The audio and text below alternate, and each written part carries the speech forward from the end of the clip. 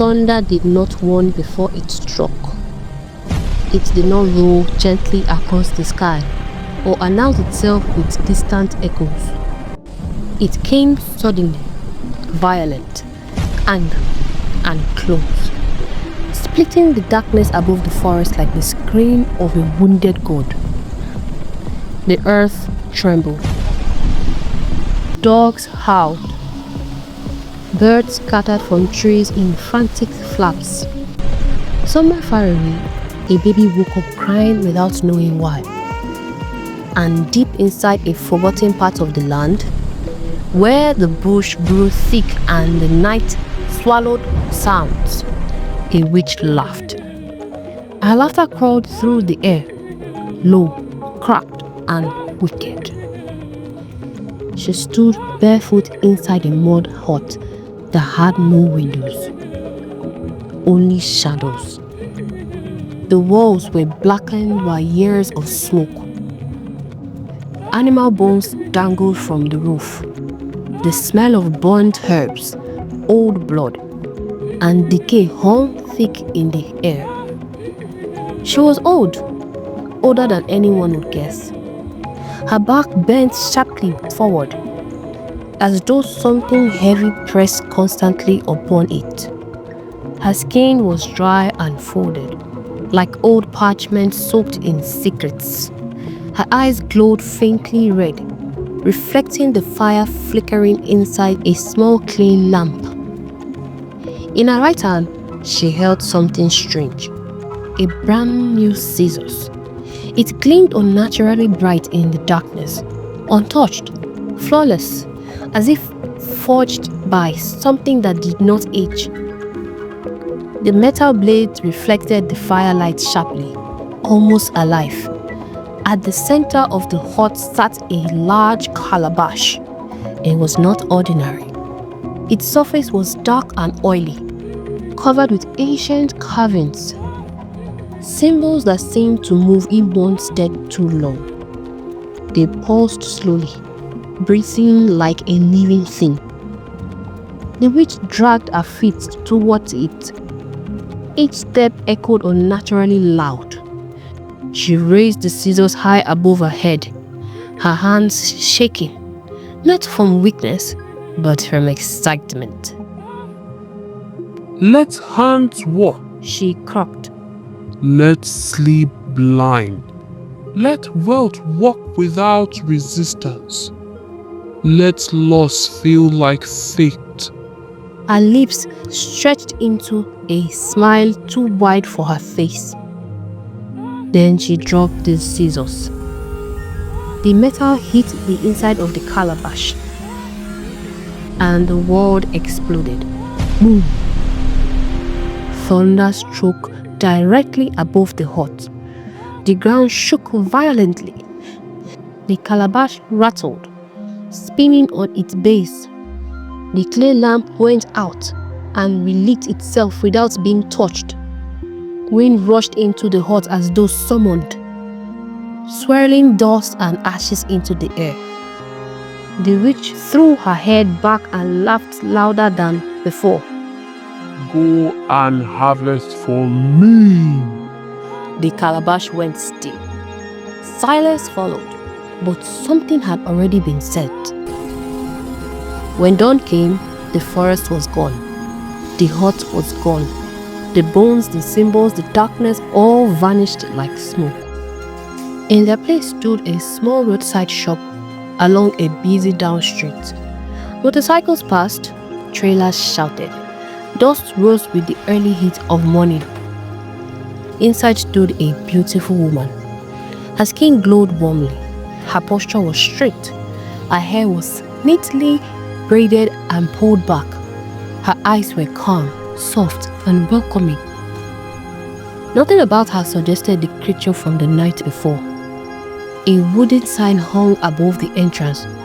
Shelves were lined neatly with colorful threads. Buttons glittered in glass jars. Zippers hung in perfect rows. Measuring tapes, needles, chalk, paint, everything a tailor could need, and placed carefully on the counter, positioned to catch the eye. was a brand new scissors. That thin scissors. Madam Rachel smiled to herself as she arranged her goods.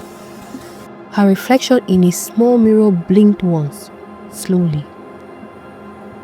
That same morning, Amara walked down the road holding her daughter's hand. Amara was a seamstress. She wasn't rich, but she wasn't poor either. She lived comfortably in a modest 2-bedroom apartment. She paid her rent, she fed her child, she had loyal customers who trusted her hands. Her 4-year-old daughter, Zina, skipped beside her, humming off-key. "Mama," Zina said, tugging her hand. "I'm hungry." Amara smiled tiredly. "Soon, my love. Let me just buy one thing." She stopped suddenly. A shop. She wasn't sure why, but her feet carried her inside. Her eyes moved over the shelves casually until they stopped on the scissors. Her chest tightened. Something about it felt familiar, necessary, like it had been waiting for her. She picked it up. "These scissors," she said. "How much?" Madam Rachel looked at her. Her smile was gentle. Too gentle. "For you?" she said softly. "Very cheap." Amara frowned. "Cheap?" "Yes, it will never fail you." A strange chill ran down Amara's spine. Still, she paid. As she walked away, Madam Rachel watched her go. For just 1 second, her smile twitched into something else. From the very first day, Amara was amazed. The scissors cut through fabrics like water through sand. Thick Ankara, lace, no resistance, no pulling. Days turned into weeks, weeks into months. The scissors never dulled. Customer noticed. "Your work is sharper now. These cuts are so clean. You're faster these days." Money came steadily. Amara laughed more. She cooked better food. She bought Zina new shoes. At night, she slept. But her sleep was different, deeper, heavier. The first night it happened, Amara did not wake. The house was quiet. Zina slept peacefully. At exact midnight, the scissors vibrated. Slowly, it stood upright. Metal legs clicking softly against the floor. It walked across the room to Amara's sewing bag. The moment it touched the money, Amara sank into unnatural sleep. The cash vanished. Miles away, inside the dark room, a calabash shook violently. Money rained into it. Madam Rachel laughed wickedly as she poured the money out. She wiped the calabash clean, waiting. In the morning, the money was still there. Or so Amara thought. That same afternoon, Zina fell sick. High fever. Hospital visit swallowed the money. Another night, Amara was hit by a motorcycle. Treatment consumed her earnings. Another coincidence. Sometimes the scissors went to her phone. A banking app glowed. One touch, money vanished. At the witch's house, the calabash filled again. The witch laughed and emptied it again and again. Months passed. No matter how hard Amara worked, nothing stayed. Her savings never grew. Her rent fell behind. Customers reduced. Her fridge became empty more often. Zina grew thinner. Amara cried alone at night. Still, her mind never went to the scissors. How could it? It was a tool that made her famous. Then came the dream.